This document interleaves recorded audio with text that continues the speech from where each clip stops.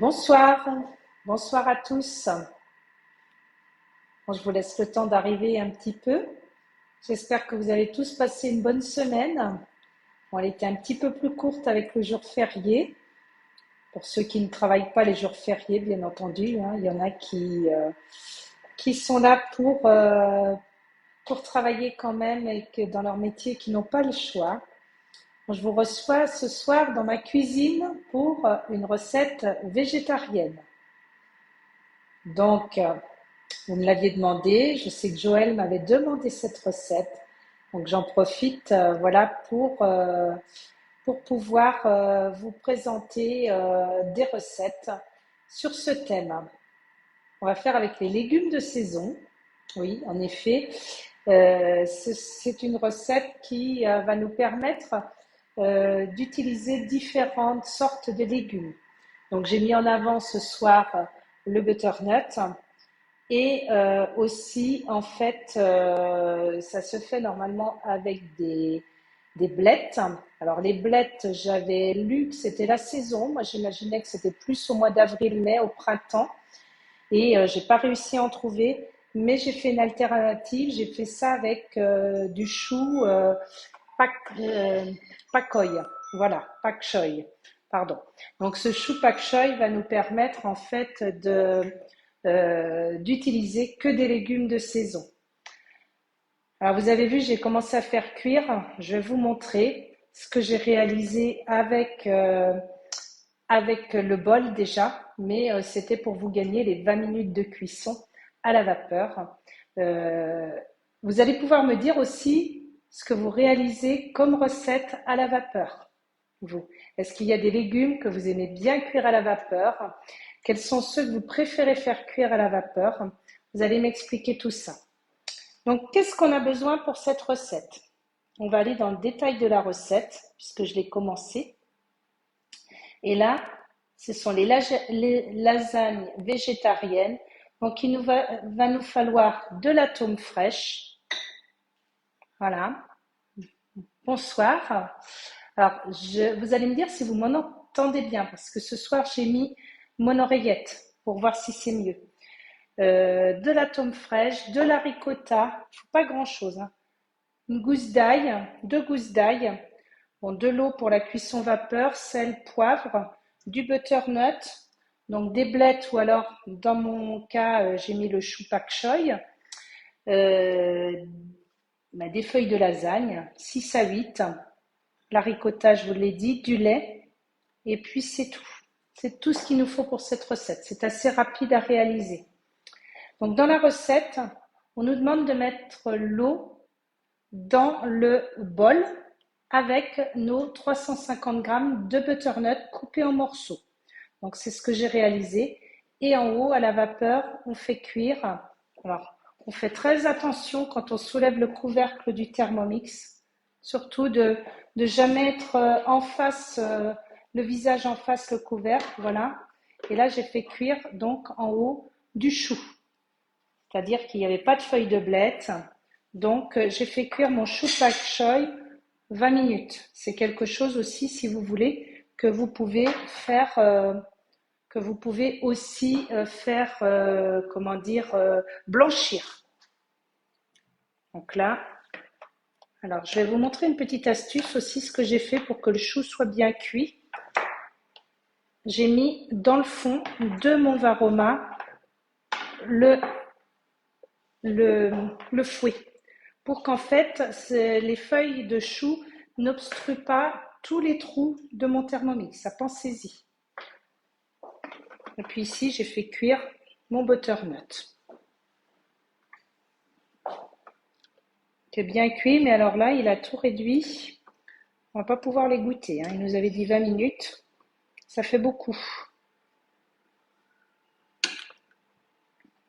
Voilà, normalement, il faut égoutter les morceaux de butternut. Là, ça va être compliqué parce que ça a tout réduit et mon butternut, il est déjà en purée. Alors, bonsoir à ceux qui nous rejoignent. Je vois qu'il y a Sylvie. Alors, Saperlipopette, je me rappelle plus de votre prénom. Excusez-moi. Vous avez, vous avez parfois des pseudos et je ne me souviens pas des pseudos de tout le monde. Mais je suis ravie de vous retrouver ce soir et j'espère que vous allez bien. Si vous nous retrouvez à l'instant, je vous dis qu'on va faire notre recette végétarienne ce soir. Ce sont des lasagnes. Alors voilà, là on a fait cuire. Je vais le mettre de côté parce que avant, je vais vous montrer, on va râper l'atome pour vous montrer un petit peu l'utilisation du découpe-minute. Alors, je vais prendre mon autre bol, voilà, qui est sur le Friend. Sachez qu'en ce moment, le deuxième bol, c'est cadeau avec le découpe-minute, le couvre-lame éplucheur et le Thermomix. Pour 100 € de plus, vous avez tous les accessoires complémentaires qui vous permettent de profiter complètement de votre TM6. Donc pour le découpe-minute, je mets l'axe, je mets ma cuve et puis je vais insérer mon disque du côté râpé. Voilà, en hauteur. Je vais mettre le découpe-minute. Là, ce que je vais faire, c'est que je vais sauvegarder ma recette pour aller râper ma tome. Donc, je vais aller sur la râpe. Pardon. On va faire une râpe fine. On va râper. Donc, pour la râpe fine, je pose, vous voyez ma tome, j'ai fait des gros morceaux. Là, il nous avait dit 200 g de tome. Moi, j'en ai mis un petit peu plus. Râpe fin.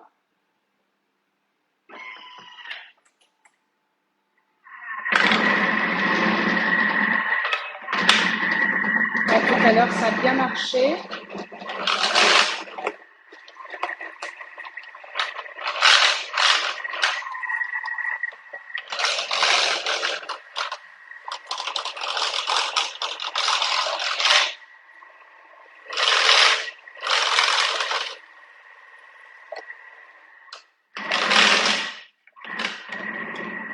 Pensez toujours à faire avec du fromage plutôt dur. J'avais essayé tout à l'heure. Bon, si votre fromage il est mou comme l'atome, ce que vous pensez à faire surtout, c'est surtout mettez d'abord par petits morceaux. Tout à l'heure, je l'ai testé et je vais vous montrer ce que ça donne. Là, vous avez vu en quelques secondes, ça marche mieux avec le fromage pâte dure, mais vous voyez là, c'est quand même déjà quelque chose de super qui a été mixé en quelques secondes avec un bol qui reste propre.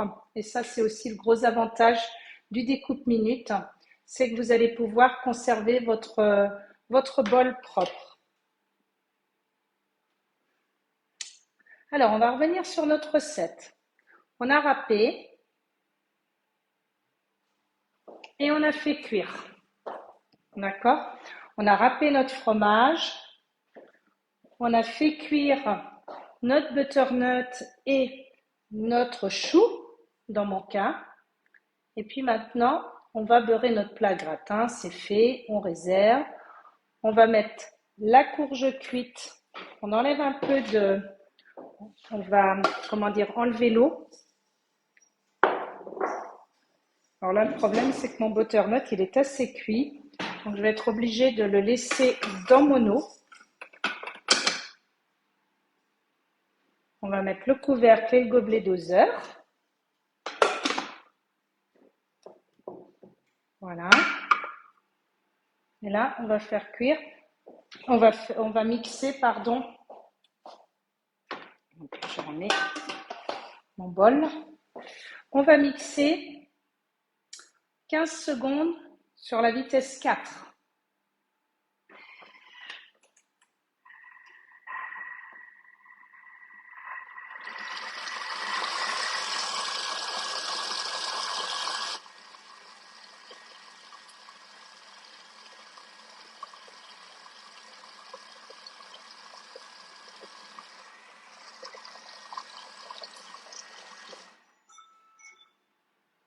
On va rajouter nos 120 g de ricotta.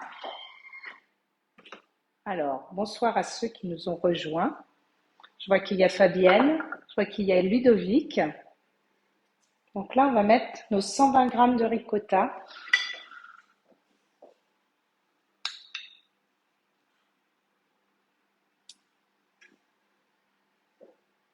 Ah oui, évidemment, j'ai oublié d'enlever le poids du couvercle. Donc quand ça vous arrive comme ça, vous remettez votre couvercle pour savoir où vous en êtes rendu. Voilà. On va mettre les 120 grammes de ricotta. Voilà. On fait suivant. On met un petit peu de sel, un petit peu de poivre. Je ne vais pas en rajouter trop parce que moi, comme j'ai laissé l'eau des légumes, j'en mets pas trop. On rajoutera après. Le poivre, c'est toujours un peu mieux. Ça, on aime bien ça à la maison. Le poivre. Et puis, on va remettre le couvercle et on va remixer à nouveau.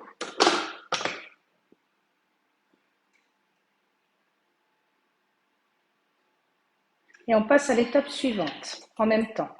Voyez? Et par l'orifice du couvercle, sur les couteaux en marche, on va rajouter notre lait.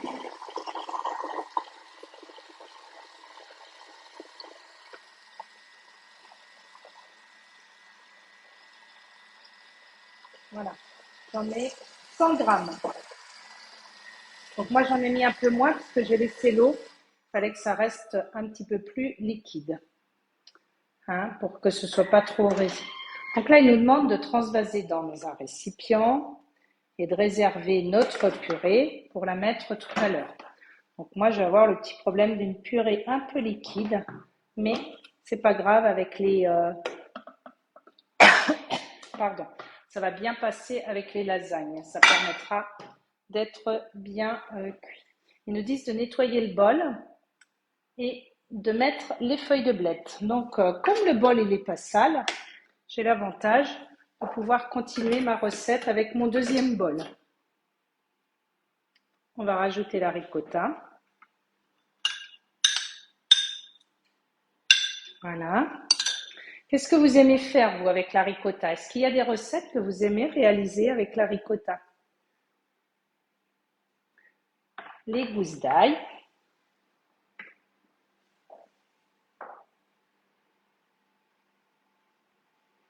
Et là, on va mettre le couvercle et le gobelet doseur. Je vais reprendre le même.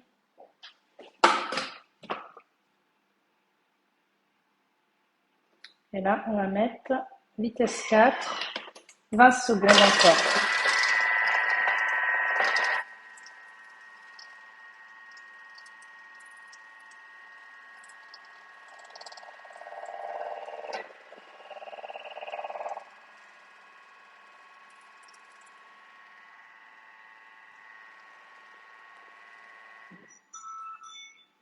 Voilà.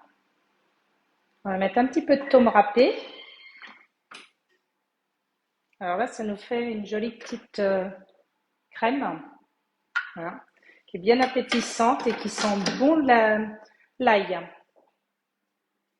Alors, on va mettre un petit peu de thaume râpé.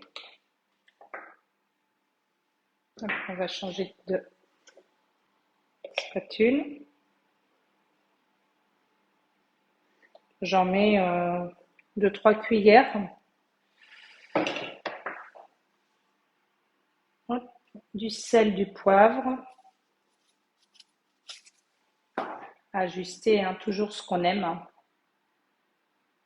Bonsoir Isabelle. Ah, mais c'est Joël. Voilà. Joël, on est dans notre recette végétarienne. Je suis contente de vous avoir en ligne. Voilà. On a fait, là j'ai commencé la recette, on a fait cuire nos légumes à la vapeur.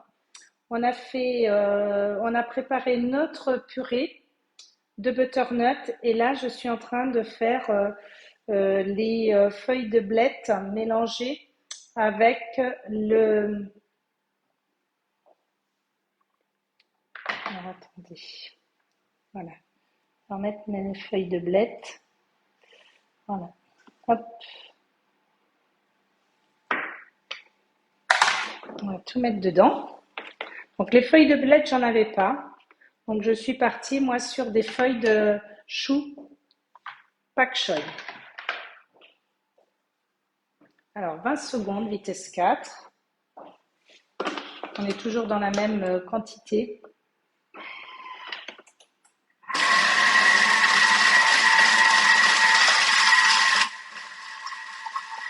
Si ça ne vous convient pas, vous savez que vous pouvez tout refaire.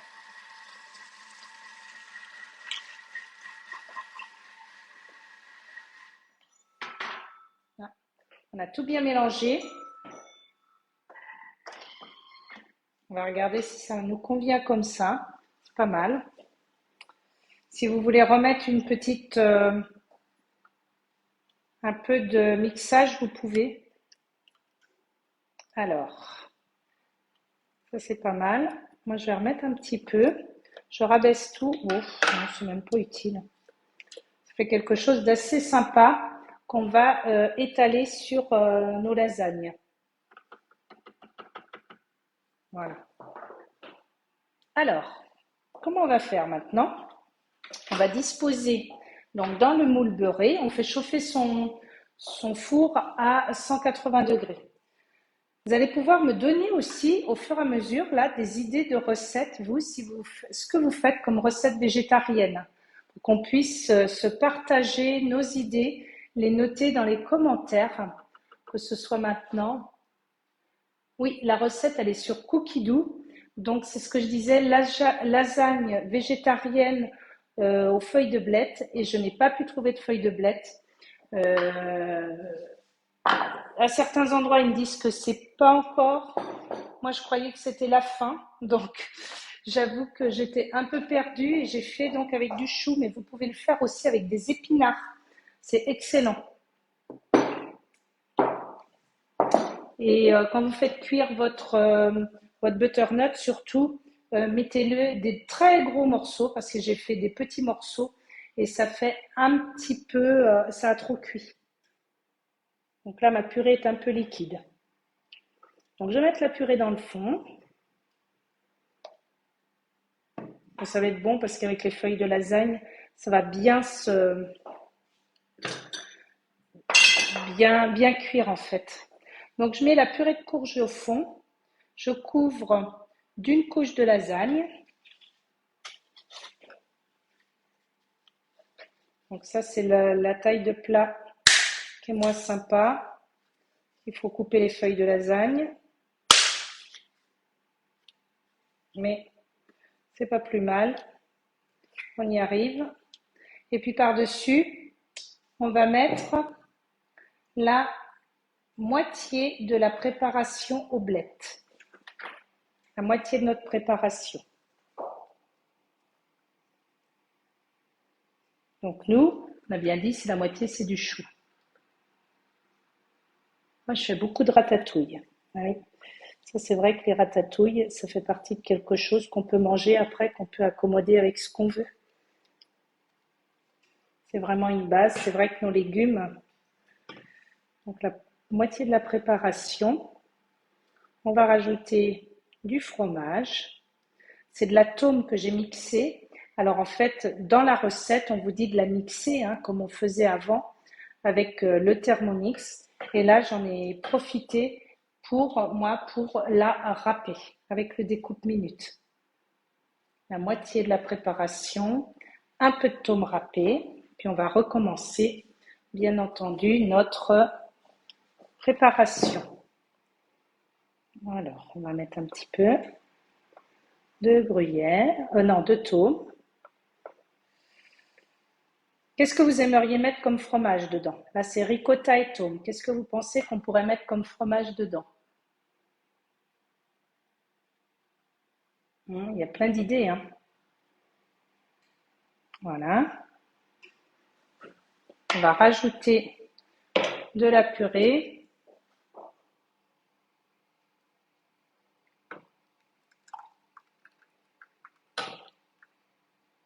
Et un petit peu trop liquide, à mon avis. Hop. Nos feuilles de lasagne. Donc, il disait 6 à 8. Hein, c'est un plat pour 4 personnes.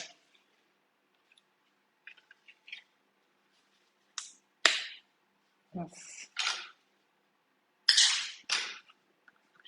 Voilà. On va rajouter les feuilles de blettes. Très appétissant. C'est Joël hein, qui m'a donné envie de faire cette recette. Je préfère le râpé. Eh ben oui, le râpé, ça fond différemment. Ça fait pas la même chose. Mais c'est vrai que dans un gratin, quand on fait notre gratin avec le TM5, c'est quand même très, très, très pratique. Alors, c'est quand même très pratique de faire du 7 secondes. Voilà, vitesse 7. Vous avez votre râpé, voilà, votre mixé qui vous fait aussi, surtout dans les lasagnes à l'intérieur. Dessus, c'est vrai qu'on va apprécier. Voilà. Hop, vous avez vu comment je tiens mon bol?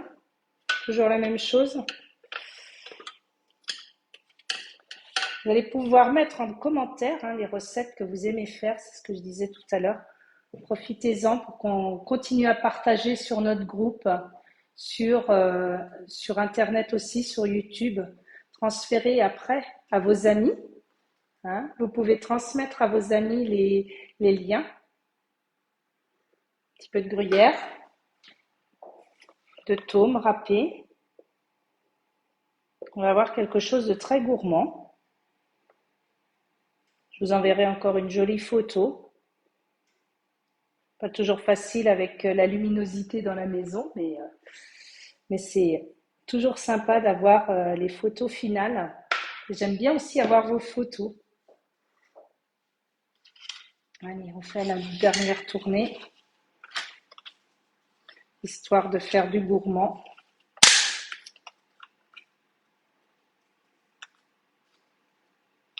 On va faire tous les petits bouts pour tout utiliser. On va laisser des morceaux de plaques.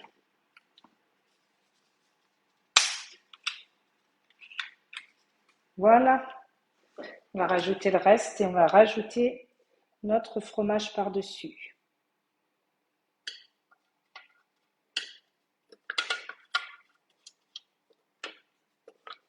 Ça va cuire 30 à 35 minutes au four.